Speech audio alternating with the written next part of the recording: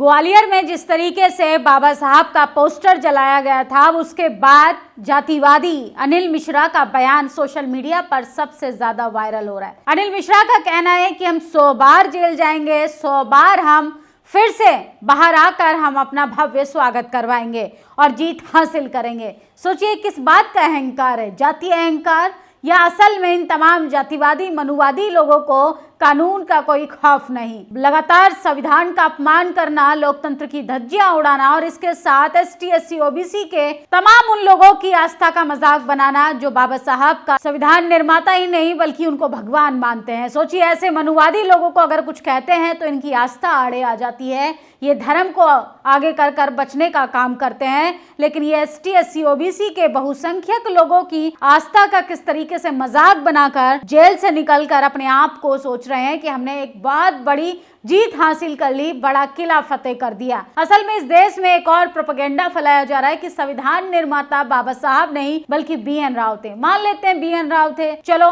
फिर आरक्षण का विरोध किस लिए होता है, हिंदू कोड बिल का विरोध क्यों होता है? और हिंदू कोड बिल के समर्थन में अगर तमाम मनुवादी सामंतवादी लोग हैं, अगर BN Rao Hindu code bill का पहला ड्राफ्ट तैयार किया था तो मनुस्मृति क्यों जबरदस्ती थोपी जा रही है इस देश पर? मनुस्मृति को जबरन क्यों माने एसटी, एससी, ओबीसी और खासकर मनुस्मृति जलाने वालों को किस तरीके से डराया धमकाया जा रहा है? ये दोहरा रवैया किस लिए? पहले डिसाइड कर लो कि BN राव संविधान निर्माता है कि बाबा साहब, फिर उसी हिसाब से बातचीत करने में ज्यादा आसानी होगी। तो सोचिए अनिल मिश्रा लगातार अपना बयान जो है सोशल मीडिया पर वायरल कर रहा है। असल में कुछ चुनिंदा लोग हैं जो नफरत फैलाने का काम करते हैं, जो समाज में हिंसा भड़काना चाहते हैं। ग्वालियर हाईकोर्ट में पहले बाबा साहब की मूर्ति का विरोध किया, उसके बाद कुछ नफरती अपने दोस्तों के साथ मिलकर इस गौरव व्यास नाम के वकील ने और अनिल मिश्रा नाम के जातिवादी वकील ने बाबा साहब का पोस्टर जलाने का कांड किया। सोचिए होना क्या था, हाईकोर्ट ने चेतावनी के तौर पर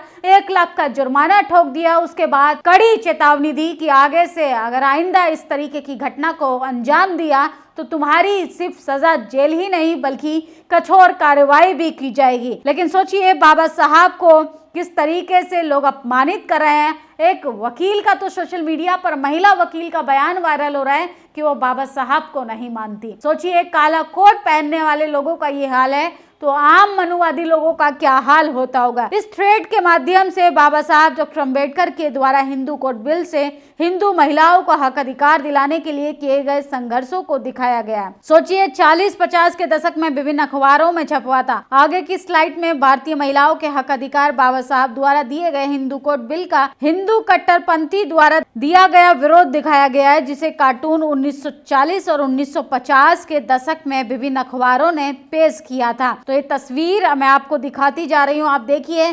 कुछ लोग कह रहे हैं कि BN राव ने संविधान लिखा था। BN राव इस पेपर की कटिंग के अंदर क्यों नहीं दिखाई दे रहा, आप मुझे कमेंट बॉक्स में जरूर बताइएगा। ऐसी जेल तो 100 बार जाएंगे लेकिन हम जीत हासिल करेंगे। जेल से रिहा हुए अनिल मिश्रा का ये पूरा घटनाक्रम सोचिए सोशल मीडिया पर वायरल हो रहा है। इस पर आप क्या कहते हैं या इसकी हरकतों के बारे में आप लोग कैसे सोचते हैं, आप मुझे जरूर बताइए। और सोचिए ये है एक जातिवादी महिला नेहा नाम की ट्विटर X यूजर है, अपने आप को डॉक्टर नेहा दास कहती हैं। पहले तो ये फ्रॉड ID चला रही होंगी, इतनी तो गारंटी है। उसके बाद तमाम लोगों को कह रही हैं कि BN राव ने ही सिर्फ संविधान का पहला ड्राफ्ट तैयार किया बल्कि उन्होंने हिंदू कोड बिल का भी पहला ड्राफ्ट तैयार किया था। तो सोचिए किस तरीके से हिंदू कोड बिल और संविधान के नाम पर लगातार राजनीति की जा रही है। असल में इन मनुवादी जातिवादी लोगों से पूछा जाए कि BN राव अगर हिंदू कोड बिल के ड्राफ्ट लिखने वाले थे तो सोचिए इस पिक्चर्स में, इस कार्टून की, इन अखबारों की कटिंग में BN राव क्यों नजर नहीं आ रहे?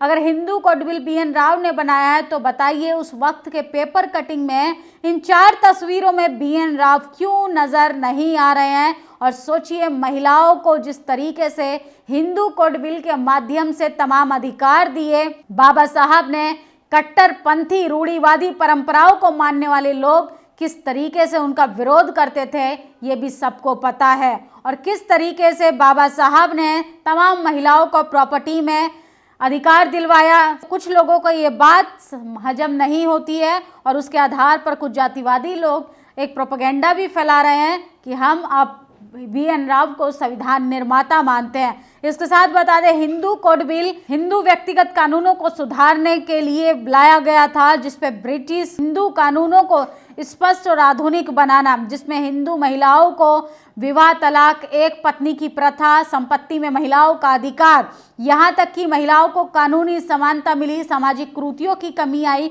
आधुनिक भारतीय कानून व्यवस्था की नींव हुई मजबूत और विरोध में रूढ़िवादी परंपराओं के खिलाफ हिंदू कोड बिल लाया गया था, जो महिलाओं को पैर की जूती समझता था। और मनुस्मृति के समर्थक कहते हैं कि हिंदू कोड बिल का ड्राफ्ट जो है BN राव ने तैयार किया था। भारी विरोध के कारण डॉक्टर अंबेडकर ने 1951 में इसका इस्तीफा भी दे दिया था, क्योंकि कुछ मनुवादी लोग चाहते थे कि इस तरीके की चीजें महिलाओं को ना दी जाएं, जिससे महिलाओं को रूढ़िवादी परंपराओं से निकलने का एक मौका मिले। सोचिए, ये तमाम लोग वही लोग हैं जो बाबा साहब का पुतला जलाते हैं, बाबा साहब की मूर्ति का विरोध करते हैं, जो इंसान को इंसान नहीं समझते, जो जातिवाद को जबरन थोपना चाहते हैं, जो मनु व्यवस्था से इस देश को चलाना चाहते हैं कि जाति और वर्ण व्यवस्था के आधार पर इस देश की तमाम चीजें चलाई जाएं, कि सिर्फ मलाई खाने वाले लोगों को ही मलाई का हकदार बनाया जाए और बाकी सबको सेवक बनाकर उनके किस तरीके से आगे नचवाकर उनको गुलाम बनाकर रखा जाए, ताकि उनके अधिकारों को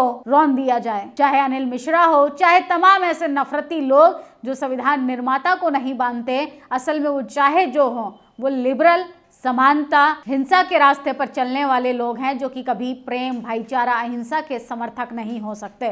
इस खबर पर आपकी क्या प्रतिक्रिया है? अपनी राय जरूर दीजिएगा। शुक्रिया। नेशनल दस्तक की आपसे गुजारिश है कि अगर इसको बचाना चाहते हैं तो नेशनल दस्तक को सब्सक्राइब करने के लिए रेड कलर के सब्सक्राइब बटन को दबाएं, फिर बेल आइकन की घंटी दबाएं। नेशनल दस्तक को बचाने के लिए बहुत जरूरी है कि हर खबर को शेयर करें, लाइक करें, कमेंट जरूर करें।